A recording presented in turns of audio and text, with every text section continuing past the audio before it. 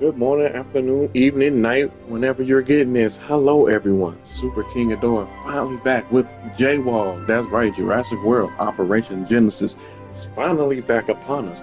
And I would like to personally apologize to you all for making you wait so long for the second episode. I was really focused on finishing Hell Creek Park, the finale, which is airing tomorrow at the time of this video's recording. It will be airing tomorrow afternoon, 12 o'clock p.m. Central Standard Time. And as you know, it was supposed to debut in a double feature alongside Dectunus Inc. finale, Helix Wars. And me and him were in like sync, total like communication with each other and everything. But then I started to hit snags on my end when there was stuff popping up, in life and whatnot that was slowing down production of the episode, on top of me having to go in and do reshoots or add some more like scenes here and there. Like the scenes that need to be added, they were only like 10 or so, 10 maybe 20 seconds long sometimes, but it still added up into the spectacle of a movie that will be premiering tomorrow, and I can't wait to see you all there. Oh man. So, as you can see, we already got a little something started right here. Just a lagoon, small little lagoon, actually. That's going to go in there. It's going to house our ichthyosaurs that we're going to put in here, which is one of our pre-order animals.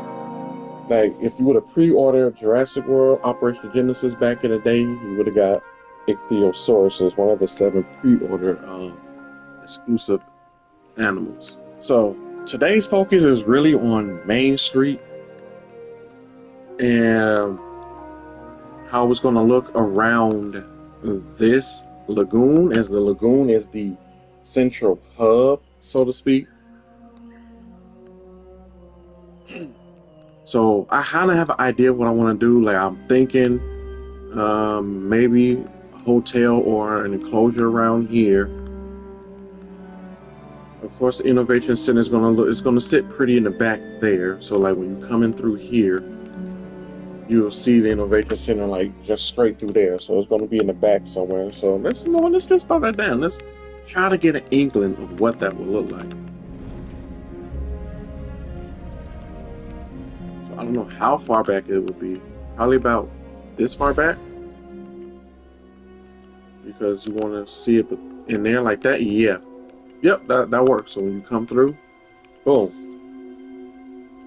It's like framed within these arches. That's what I was going for. Cool. And then there's going to be some stores that line the pathway down here, maybe. Like, it's all kind of a work in progress. It's weird because I have an inkling of what I want, but at the same time, it's not set in stone, if that makes sense. What I do know is that we're not going to be using the usual viewing vents for it. We're going to actually put this in the middle of our lagoon.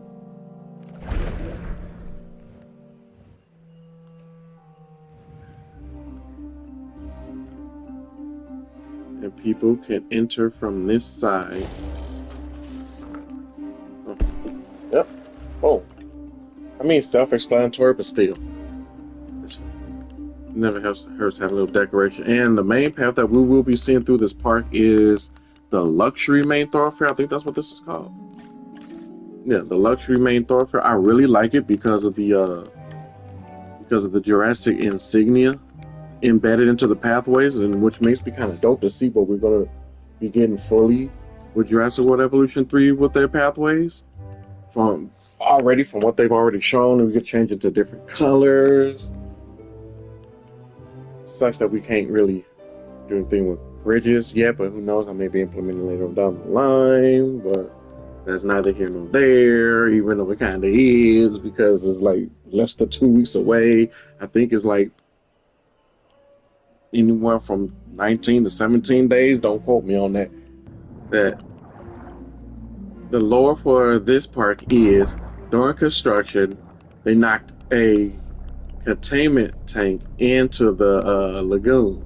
So that's why that's going to be there. And so we're going to put some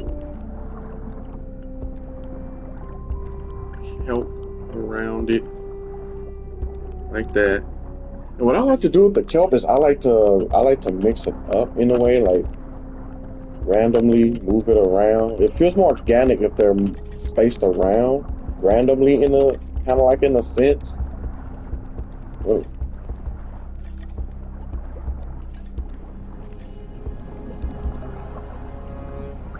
like near the edges could be more clumped together like this, but for visibility's sake, I want it just a little bit more spaced out and mixed with some of these. Okay, that should about do it. And another thing I'm hoping that is a kind of a mainstay in JW3 is see how I can put this thermal vent beneath the kelp.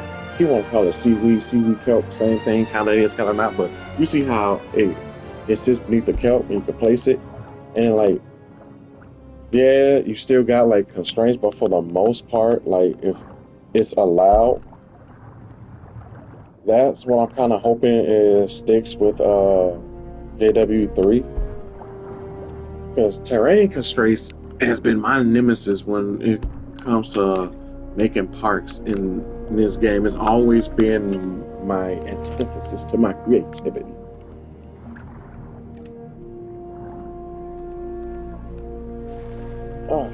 But speaking of Evolution 3, what do y'all think about the complete roster? Like, me personally, I was expecting a lot more returning species.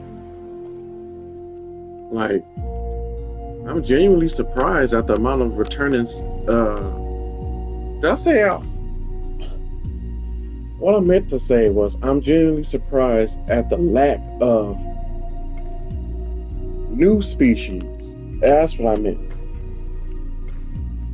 I was expecting a lot more new species since we were seeing cuts to the roster. I was like, look, that's fine if we're getting entirely new species. And not only wasn't that technically not the case, but majority of the roster is returning species, which does, yes, and count the movie canon animals. I forgot, did I put the T-Rex statue down already? If not, I want to put it out there. I used the Stegosaurus statue and the Triceratops statue. No, I'm going to save this. Okay, I'm going to save the T-Rex statue for up here, for the T-Rex exhibit. But I was hoping we'd see newcomers like Plateosaurus, which could still be a thing. But I want to see it in the game. Like, I want to see it announced for the game. I was hoping to see Plateosaurus. I was hoping to see Ornitholisti, stuff like that. And then there was some dinosaurs that got cut.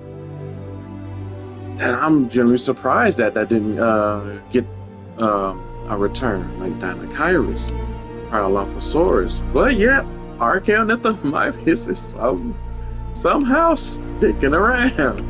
Look, Archaeornithomyphis is the dinosaur we love to hate at this point. Like, he just wants to be loved by everybody and everybody. I don't know if y'all familiar with Billy and Mandy, but he's kind of like Jeff the Spider in this situation. Also, speaking of other Jurassic titles, Jurassic Park Survival, it was actually good to see some gameplay or news, anything come from that title. I was genuinely surprised when we got something on that. Attractions. Yep, we want.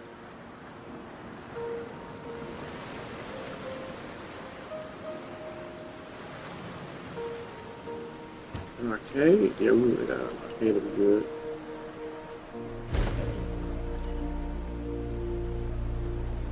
We still haven't gotten a release date on it, but I believe it's not coming to 2026.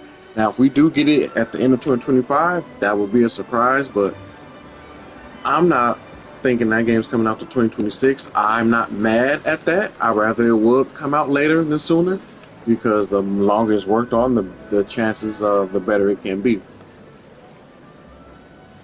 I am interested in the premise, more in the premise. Like, they gave us a base synopsis. We're playing as Miyajashi, trying to escape. It feels very Telltale Jurassic Parkish, and I said that in episode 1. That's why I would like to know just a little bit more about it,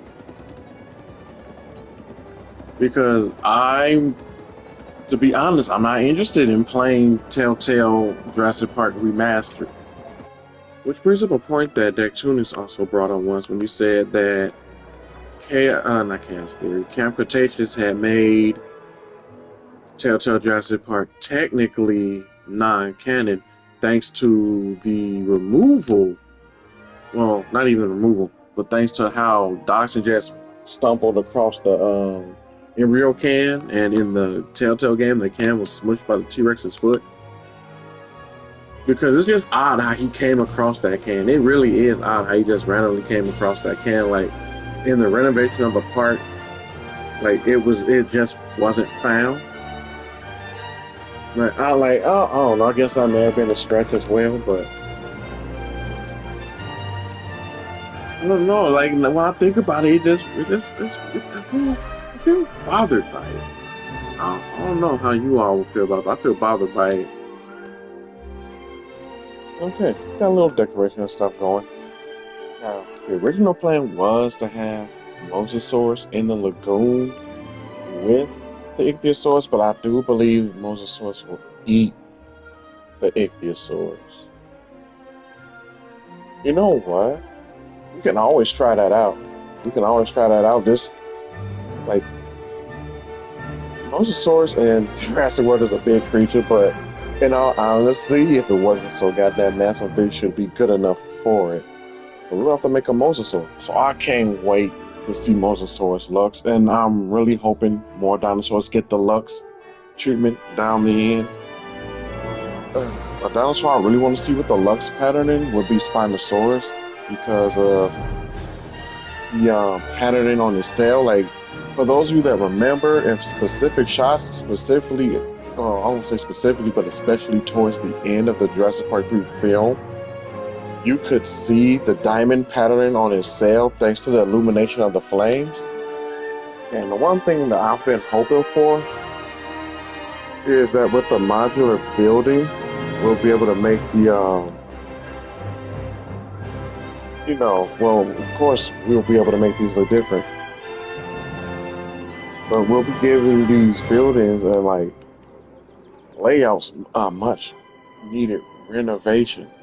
And I'm actually hoping that there's a little bit more intricate system that I can do. Like, I'm hoping I can build an interior over an exhibit, so it could kind of be like inside, if that makes sense. Kind of like, let's say, a reptile house or something. That was something I was thinking along the lines of. That's looking over here. Oh, cool, they're ready.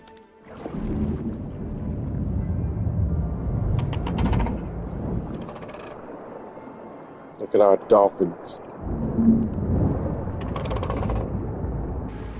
Which reminds me, when I went to the Field Museum, I think it was about a year ago or so, they had an oceans exhibit.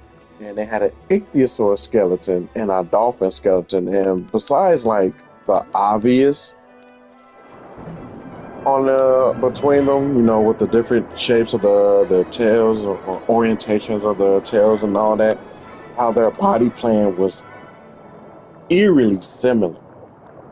And that's something I've noticed in nature, that nature follows a specific pattern, I almost want to say. Well, I get the pattern that it follows is incredibly niche, or at least related to the niches that the creatures have to fulfill. So, wait, is this how you want? Yeah, this is how you do that. Yeah, all right. That's good enough. All right, Some difference. That was just a test shot, warning shot. See, got it. Another warning shot. You know, we got a shot, fire warning shots. Give them a chance.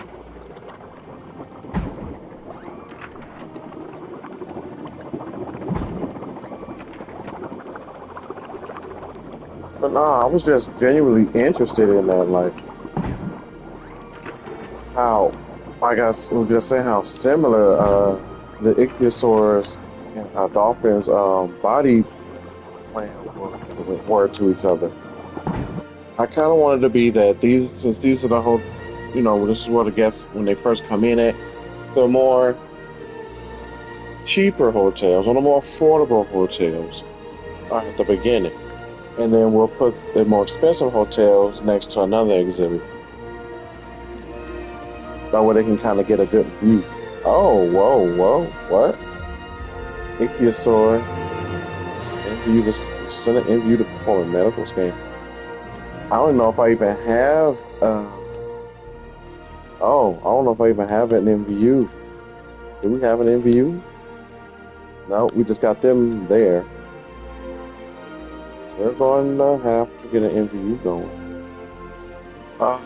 Wait, but there's no way for them to check on the ichthyosaur because it's going to need a thing there. I think, ooh. That's not going to happen.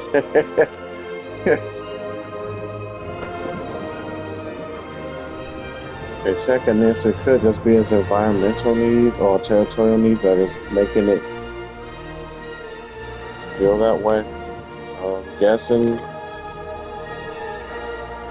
when more ichthyes are put in the enclosure, it'll feel better.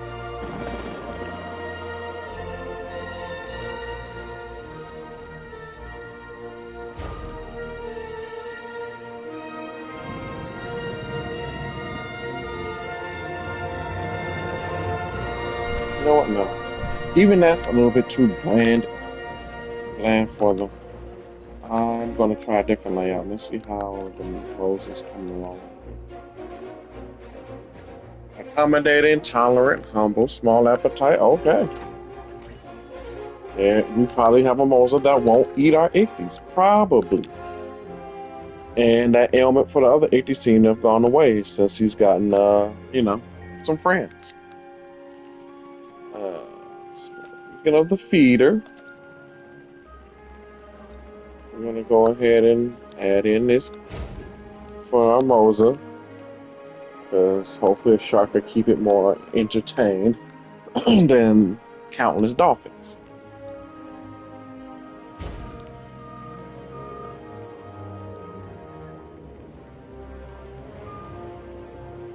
Let me see if I can fit one more about right here. Yeah. Just like that.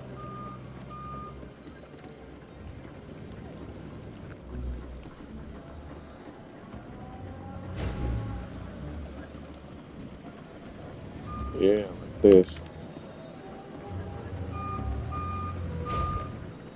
And this inspiration, inspiration comes from the Hyatt Regent hotels that's out here in Chicago, where I went to for my very first anime convention back in 2024. Yeah, last year, 2024. I was gonna say 2023 because I was unsure, but no.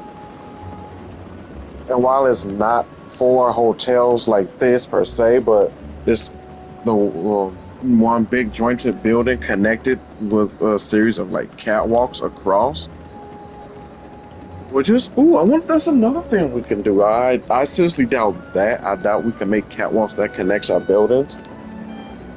But if we can, that'll be dope. Like the guests obviously won't be able to use them, but it's the aesthetic at that point.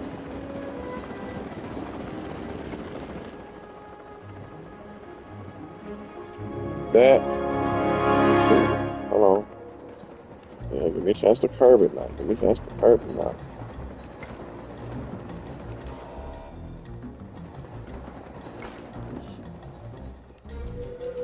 Can I put a little fountain here?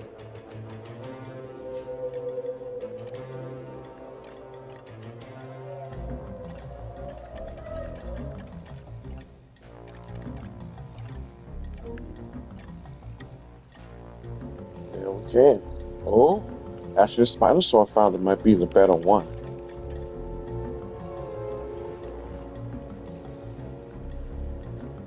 This one kind of fits perfectly too. The Helix Wars fountain. If you haven't seen the Helix Wars Jurassic Park, I suggest you type it up in your search bar and give it a good watch after this. You're done watching this video, and then afterwards, you should come back to this video and comment on how good you thought the first so many episodes you watched were. Oh, this one's good too. I hope we got more fountain types too. Actually, I would like to combine the fountain with like one of the dinosaur statues that we're gonna get, like maybe this fountain type because it got this nice little floral bush at the bottom, and then I can like put the Pachycephalosaurus statue right there because I figured it'd be big enough. Well, you can change the size of it too. So yeah, yeah, okay, yeah. I really hope we can do that. Let me just see something.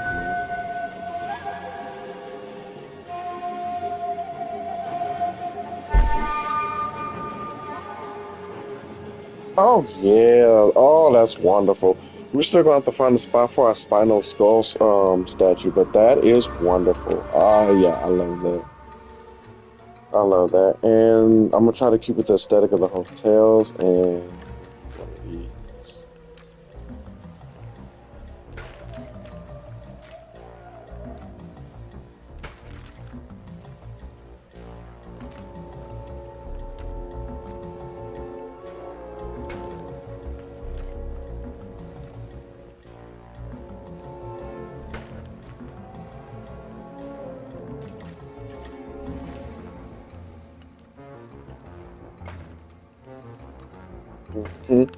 That's a lot better. There we go. That looks like something. All right, let's let out our mosasaur.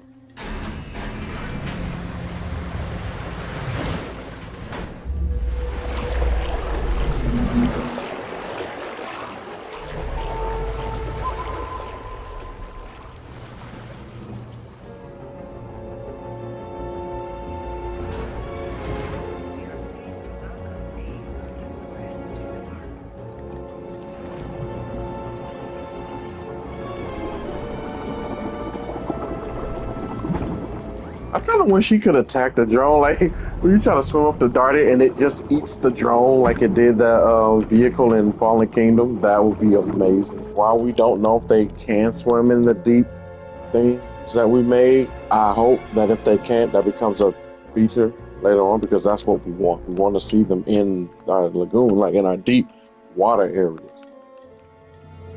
Like, the lagoon creatures need to interact the most with everything because they have no interaction with anything besides something else in their space. So they need to be able to interact with pterosaurs that get too close. Just like that one scene on Jurassic World when Mosasaur breaches the water, grabs the pterosaur, pulls it right in. It needs to be able to pull in unsuspecting dinosaurs that get too close for a drink. Just like how it grabbed the Indominus. Now, I don't say it needs to just hop out the water like that all the time, unless it's specifically on the Indominus, but I'm just saying a little interaction between all three would be nice. I mean, our pterosaurs interact with our land creatures, being able to hunt the herbivores, and pterosaurs being able to be killed by velociraptors, and I believe similar creatures like Australopithecus and Herrerasaurs. I've never actually seen them do the same animation that the raptors use to kill the pterosaurs, but you get where I'm going at. There's only interaction between 2/3 of the roster, and that needs to be fixed. That the game sorely needs it. What JWE3 desperately needs is interaction between land, air, and sea equally.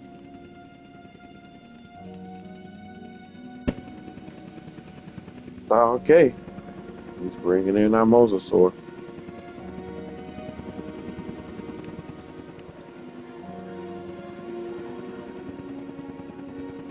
Only time will tell if this is going to work or not.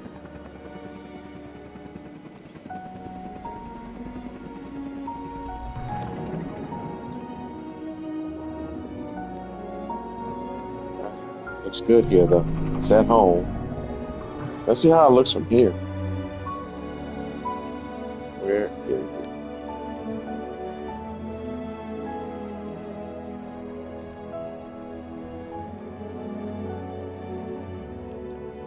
There it is.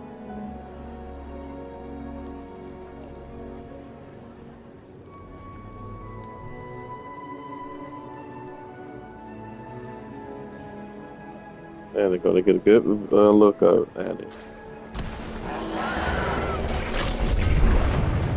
Nice. Nice. Okay. Looks like everything's gonna be fine, just as I wanted. I really didn't want to have to make 2 lagoon spots. All right. So we got a little further setup done. Got our fossil zone coming into fruition in about 10, 9, 8, 7. Oh, you can see it counting down. Not fooling nobody. Okay, I'm sorry. Alright, so we got our fossil zone done, and yeah, no, the fact that this is slightly less whiter than that is the only saving grace that makes it different from how that looks. Other than that, I am thinking of adding some exhibits right here. Maybe a little walkthrough something. Thinking like a little walkthrough something right here. So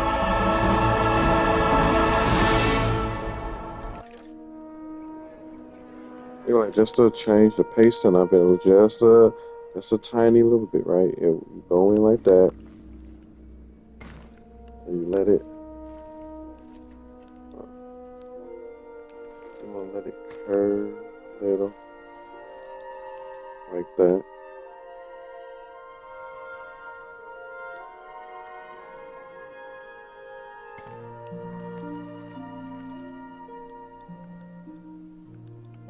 Do it like that, and then come around like that, and then connect back over here towards this, like that. I don't know. Now I don't know if I'm gonna put something on this side now, but at least on this side is where the microceratids and the melancephalus were. They're so small, you know. I figured it'd be safer for them to kind of be out of the harm's way of the other animals. And to kind of keep things interesting, at night the path can be lit with torches. Yeah. So I'm gonna line this stuff up and get it ready, and I'll be right back to you all momentarily. Alright, so we got the setup for the most part. I'm just going to place blockage down. That's where I feel like they can get out at, because at these points where the lanterns sit between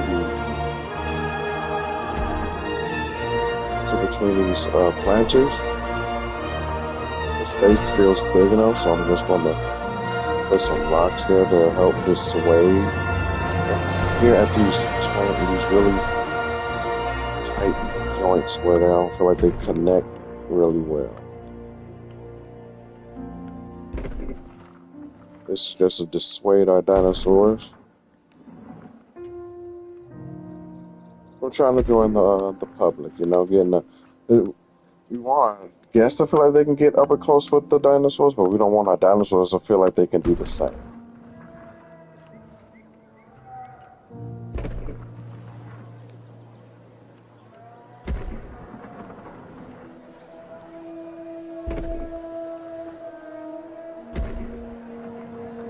Okay. That looks good. Real fast. Hold on. So much settings.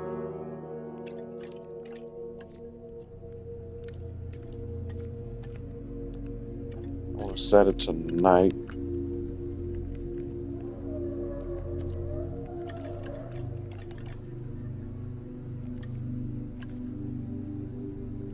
Oh, I forgot if I did that, it changes it to night.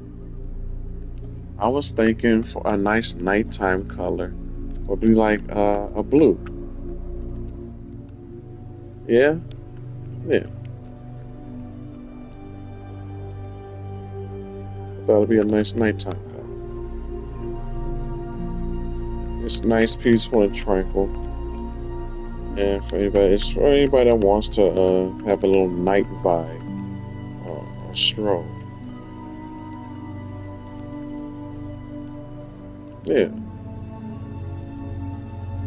Okay.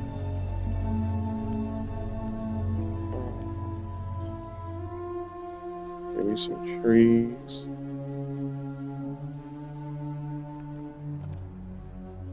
Not that. Placeable trees I meant.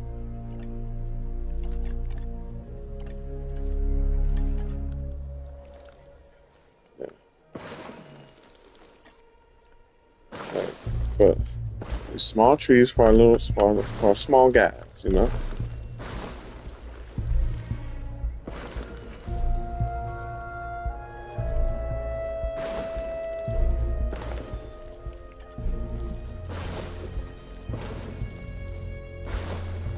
Yeah.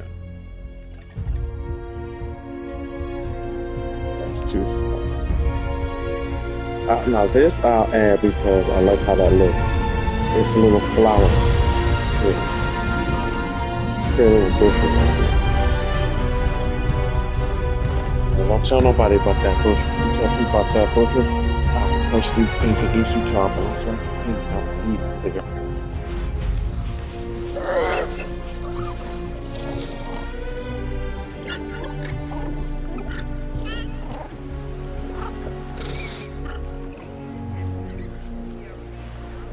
You know, another thing that is kind of sad, but may be happening down the line is the fact that the JWOG 25 have finally been dismantled.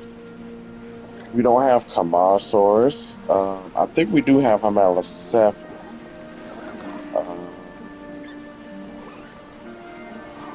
But I think that's what we missed. We're missing, I think, at least two. I didn't see Kakarodontosaurus either. So yeah, we're missing Kakarodontosaurus. We're missing Amarasaurus. They could always be added later on down the line, but I was actually shocked. I thought the JWOG 25 had a good chance. I remember in the little tier list I made, I put them in a section of good chance of returning. They weren't definite, but I had hopes for them because, you know, I like making my little JWOG park. And it kind of hurts because we're finally getting all these JWOG items. We're getting our balloon tours back and everything. While we still don't have our kiosk, and I'm not sure if guests will have names saying they're from like Calgary, Alberta, Canada. They're here to see Triceratops and Apatosaurus and stuff like that, but man.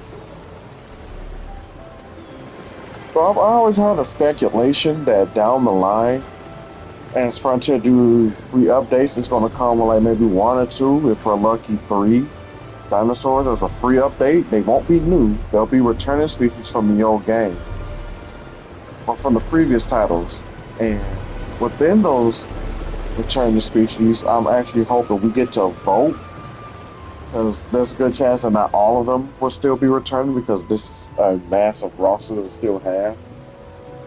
So it'll be kind of cool if they let us vote on which returning species we want, and the top 2 requested out of that poll gets put into a free update with the their juveniles or whatnot. Sometimes I'm amazed at the creativity. If you just give yourself time, you'd be amazed at what you can create or come up with. Like, simple but effective. This is really, really good. Now let's see how it looks with our dinosaurs in it. Our little buddy seems quiet at home here.